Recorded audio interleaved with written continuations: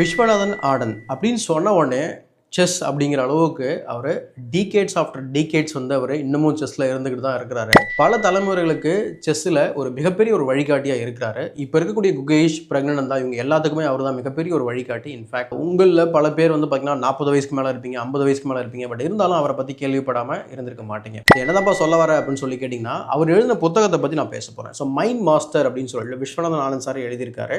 அவரை பற்றின நீங்கள் டீட்டெயிலான விஷயங்கள், அவருடைய வாழ்க்கை எப்படி வந்து ஒரு சாதாரணமான ஒரு நார்மல் செஸ் பிளேயர் வந்து எப்படி கிராண்ட் மாஸ்டர் ஆனார், பின் அதுக்கப்புறம் ஒரு கிராண்ட் மாஸ்டராக இருந்து எப்படி வேர்ல்ட் கிளாஸ் பிளேயராக சேஞ்ச் ஆனார், அண்ட் வேர்ல்ட் கிளாஸ் பிளேயராக இருந்து வேர்ல்ட் சாம்பியனாக எப்படி சேஞ்ச் ஆனார், அண்டு இந்த இப்படி போன மிகப்பெரிய ஒரு கடுமையான பாதையில் அவர் என்னென்ன சேலஞ்சஸ்லாம் இருந்தது, அதை எப்படி வந்து அவர் டேக்கிள் பண்ணார், ரொம்ப இன்ட்ரெஸ்டிங்காக சுவாரஸ்யமான விஷயங்கள் எல்லாத்தையுமே இதில் வந்து கவர் பண்ணியிருக்காரு.